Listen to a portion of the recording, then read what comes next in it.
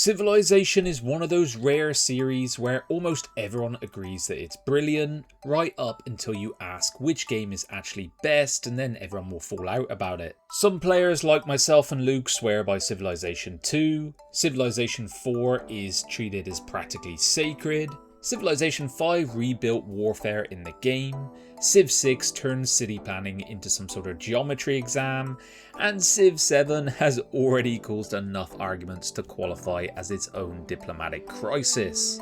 So today we're going to rank every major Civilization game from F tier to S tier, and we're going to include Alpha Centauri, Beyond Earth, the Colonization reboot, the Revolution series, and also that slightly awkward Call to Power branch of the family.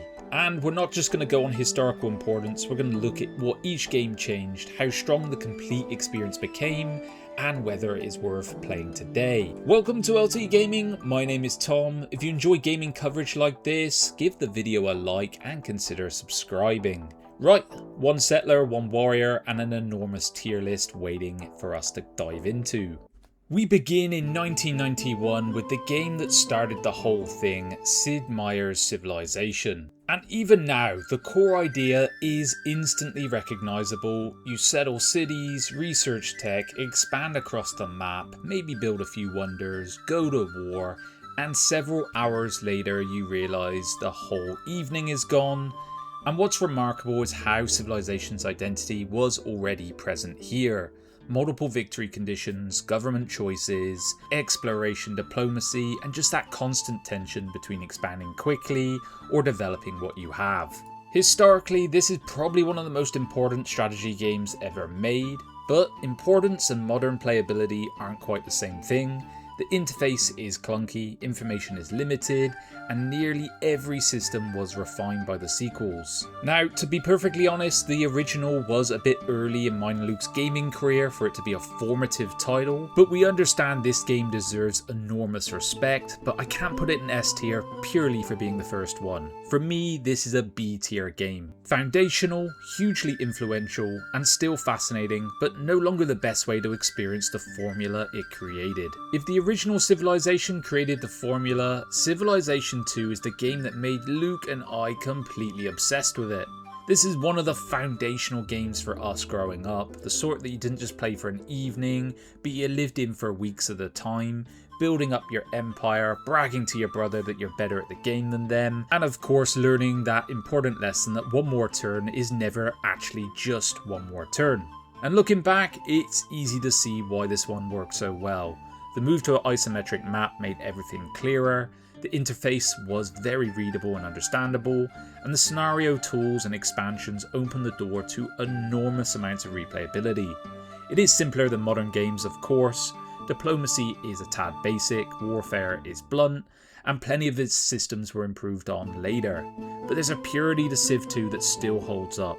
It's fast, focused, and endlessly replayable, without loads of layers of mechanics that sometimes got a bit too noisy in later titles. So yeah, maybe nostalgia is part of this placement, but definitely not all of it. For us, Civ 2 is foundational, genuinely brilliant, and an easy S tier game. But then in 1999, Alpha Centauri took the Civilization formula into space. So it had familiar structure, but replaced historical nations with factions built around competing visions for humanity. Environmentalists, militarists, technocrats, religious zealots, free market capitalists, all of them were there attempting to build a future. And I gotta say, the faction design in this game is still exceptional even today. There's not just different bonuses attached to different portraits, their beliefs shape the diplomacy, tech, story, and the way you actually build your society. It was an enormously ambitious game. Social engineering let you reshape your government and economy, units could be designed from individual components. There was a huge amount to unpack here. Of course, it is not flawless. The interface has aged, the unit designer is a tad fiddly, and balance occasionally wanders off into the marshes without telling you. But very few strategy games have ever blended mechanics, atmosphere, and writing this effectively. For me, it makes it an easy S tier game. Not merely one of the best Civilization games, but one of the most distinctive strategy games ever made. Okay, also arriving in 1999 was Civilization Call to Power, and this is where the series family tree gets a little bit awkward. This one is developed by Activision rather than Firaxis. Call to Power took the Civ formula and asked a pretty reasonable question: what if we kept going well beyond the modern age and made everything considerably more unhinged? You could build cities beneath the oceans, expand into space, unlock futuristic governments, and deploy special units capable of doing all sorts of things. It did have some genuinely smart ideas too, public works that let you improve terrain without having to do endless settler units, and I gotta say, Luke and I back in the day really enjoyed this game. The problem is that Call to Power feels like a game that has more ideas than it knows how to control. The balance is messy, some of the special units are just deeply irritating, and combat never feels clean and dependable as it should be. So for me, I'm gonna say Call to Power lands in the C tier. It's bold, inventive, and is worth remembering, but more easy to admire than actually enjoy today. Call to Power 2 arrived just a year after the first incarnation, and this is where Activision started turning some of that raw ambition into a much better game in my opinion. It had a cleaner interface, pacing was improved, diplomacy felt like it had a bit more weight to it, and the whole thing just feels less like a collection of fascinating ideas held together with some tape. And it still pushed well beyond the traditional Civilization timeline with future tech, unconventional units, and enormous maps. But the real reason Call to Power 2 still matters is what happened afterwards. Activision eventually released the source code, and the community did what they do and spent years fixing, expanding, and preserving it. And this gives the game a new lease of life. Now for me, it still lacks the personality of Alpha Centauri or the polish of the best mainline Civ games. AI is a bit so-so, and it never completely escapes the feeling of being an ambitious alternative, but it's a much stronger game than its predecessor, and it should get more credit than it usually does. For me, that puts it firmly in the B tier. Not an essential Civilization game, but an interesting cult classic. Civilization III arrived in 2001, and this is where a lot of the ideas we now consider essential to the series started to take shape. Strategic resources suddenly made the map matter in a completely different way. It wasn't enough to discover iron or oil, you had to actually control it, trade for it, or explain to your neighbour why their border was about to become a little bit flexible. Culture was also a proper force. Cities could pressure one another, borders expanded naturally, and conquest wasn't always about marching your army forward. Throw in on top improved faction identity with better traits and stronger unique units, and a pretty cool expansion with the Conquest expansion that added some excellent historical scenarios. The downside on this one is that the game does feel caught between eras. It's more complex and ambitious than Civ 2, but doesn't quite have the elegance or balance of what came next after it. Corruption could be brutal, warfare was still fairly blunt, and some of the systems don't feel fully fleshed out. But it is still a brilliant strategy game, and one Luke and I played a lot of multiplayer against each other on. For me, Civ 3 goes into the A tier. A strong game, full of personality, but held back because it wasn't fully fleshed out in many regards. Civilization IV arrived in 2005, and for a lot of players, probably myself included, this is the benchmark the entire series is measured against. It took the foundations of the older games and added depth almost everywhere without making it feel bloated. Religion became a major diplomatic force. Civics let you reshape how your empire functioned. Great people created long-term strategic choices. And finally, diplomacy felt like something you could actually engage with. Then the Beyond the Sword expansion came along and made an excellent game even better, adding corporations, espionage, new leaders, and really strong scenarios, some of the best the series ever had. And it helps that Civilization IV was incredibly moddable. Entire games were effectively built inside of it, and it's given it a lifespan to this very day. The presentation has of course aged, stacks of Doom can become ridiculous, but in terms of depth, replayability, AI, and the way everything just works together, Civilization IV is remarkably complete. For me, this is an easy S tier, not just one of the best Civilization games, but one of the strongest 4X games ever made. Civilization Revolution arrived in 2008, and rather than trying to cram the full PC experience onto a console, Firaxis did something a bit smarter. It rebuilt Civilization around shorter, faster sessions. Campaigns could now be finished in an evening, the tech tree moved at a much quicker pace, and every system was stripped back to its essentials. And it sounds like a recipe for losing what makes Civ special, but Revolution kept the bits that mattered, the constant chain of meaningful decisions, pulling you towards one more turn. It's a great gateway into the series, the controls worked, and the presentation had plenty of personality. The obvious downside with it is depth, diplomacy is simplistic, empire management is limited, and once you've played the mainline games, it does just feel like a compressed version of Civ without all the bells and whistles, but that was also the point. For me, I'd put this in the B tier. It's not the deepest game here, but it's an example of Civilization adapting itself to a new audience, and in that regard I think it did well. Also dropping in on us in 2008 was Civilization IV Colonization, and this is a slightly complicated placement for me. The original Colonization was one of the first games I properly became obsessed with. Something about the atmosphere, the music, the specialist economy, and building towards independence pulled me in. And the adaptation brings much of that structure into the Civ 4 engine. Production chains, colonists, a functioning economy is more important than just simply painting the map your colour. And I gotta say, it is a good game overall. Trade is satisfying, there is depth here to be had. But for me, it never quite recaptures the feel of the original. Of course it's cleaner and more modern, but some of the atmosphere and character are lost along the way, and it can become fairly fiddly, especially once your economy starts expanding and every settlement demands attention. So while I like Civ 4 Colonization, I don't love it in the same way as I did the original. For me, it's a B tier game, a strong adaptation and a genuinely good strategy game, but not quite the level of the classics it was trying to recreate. Civilization V came to us in 2010, and it was one of the biggest changes the series had seen since the original. The square grid was gone, replaced with hexes, armies could no longer stack endlessly on a single tile, and warfare became far more positional. You suddenly had to account for terrain movement and unit placement in a way you hadn't had to before. City-states also gave the map more life, creating smaller powers you could protect, manipulate, or just bully. Now, the launch version wasn't the finished masterpiece people often remember. The AI struggled badly with one unit per tile, several systems felt thin, and diplomacy was erratic. But Gods and Kings and Brave New World expansions transformed this game.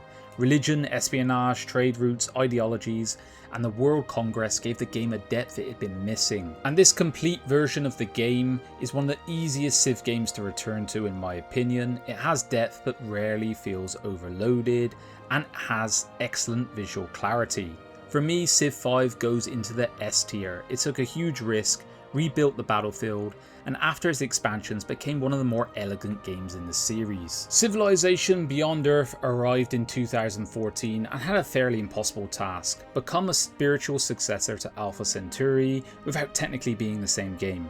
And on paper it had strong ideas. You didn't choose a historical civilization, you picked a sponsor, landed on an alien world, and shaped humanity through different affinities. The tech web gave research a less predictable structure too, but in comparison with its predecessor, Alpha Centauri, it really struggles. Its factions don't feel as distinctive, the writing lacks the same philosophical weight, and the world often feels more like Civ 5 wearing a spacesuit than a genuinely new Civilization game. Now, that doesn't make it all bad, especially with its expansion Rising Tide. There is a good 4X game here, it just never quite has the identity or atmosphere its setting desperately needed. So for me, Beyond Earth lands in C tier. Interesting systems, some strong ideas, but ultimately one of the bigger missed opportunities in this series. Civilization Revolution 2 followed up in 2014, and this is where streamlining started to feel less like clever adaptation and more like just removing things. The first Revolution worked because it had a clear purpose. It took Civ, rebuilt it for consoles, a faster version. Revolution 2 added more units, techs, leaders, but never felt like a meaningful step forward. The structure is extremely familiar, but the strategy remains shallow, and the lack of multiplayer removes one of the clearest reasons to return. As a portable Civ experience, it is functional, you can still build an empire, chase the victory conditions, yada yada, but compared to the original Revolution and other games in this series, it's just not quite there. Not completely broken, not entirely without merit, but for me, one of the weakest entries in the series. I'm going to put it in D tier. Civilization VI arrived in 2016 and took one of the biggest ideas in years, that cities no longer lived on a single tile. Districts spread your empire across the map, turning city building into a spatial puzzle. Mountains, rivers, coastlines, neighbouring districts suddenly mattered a lot more. And along with its expansions, this game became absolutely enormous. Loyalty, governors, climate change, natural disasters, and a huge range of civilizations gave it depth and replayability. I respect what it does. But for me, Civ 5 is the better modernised version of the series. It always felt cleaner, more readable, and a bit more cohesive. And sometimes the art style in Civ 6 just alienated me from it. It became too cartoonish. But don't get me wrong, it doesn't make it a bad game, far from it. It is ambitious, very rich in detail, and one of the stronger entries in the series. But for me, Civ 6 lands in A tier, a brilliant game I respect, but not the modern Civ I choose to return to first. Civilization VII arrived in 2025, and honestly I had a bad feeling before it even launched, despite all the YouTube hype I was seeing. When a historical civilization game arrives without England or Great Britain in the base roster, I'm pretty despondent, I'm gonna be honest. And then they appear in the first DLC shortly after launch, and you wonder what's just been left in the warehouse to monetize. But the bigger issue is the game itself, separating leaders from civilizations, forcing you through these ages and changing civilizations along the way might sound bold on paper, but for me it broke the central fantasy of guiding one people from the ancient world into the future.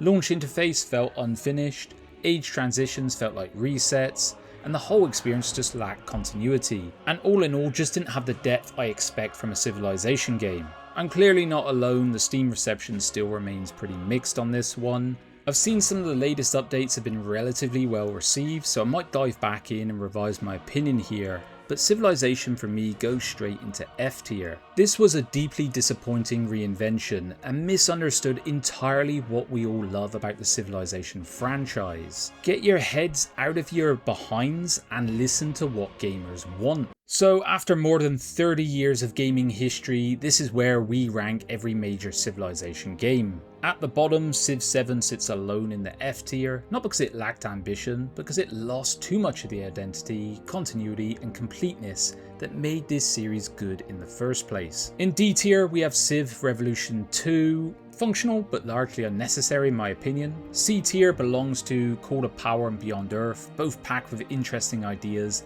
but nothing turning them into a completely convincing package. B tier, we got the original Civ, Call to Power 2, Civilization Revolution, and Civ 4 Colonization. All good or historically important games, but each held back by age, narrow scope, or just being outclassed by stronger entries in this series. A tier gives us Civ 3 and Civ 6. Both excellent games, hugely influential, but never quite the pinnacle of the series for me. And that leaves an absolutely stacked S tier. Civ 2, Alpha Centauri, Civilization 4 and Civilization 5. Civ 2 is the most personal for me, Alpha Centauri is the most distinctive, Civ 4 is probably the most complete, and Civ 5 for me is the cleanest, strongest modern version of the formula. Right, that about does it for our thoughts on the Civilization series. And the last thing to do is to get to hear from you guys in the comments. Do you agree? Do you disagree? Do you hate me for my ranking? Let me know, and I'll see you guys on the next one. Bye bye now.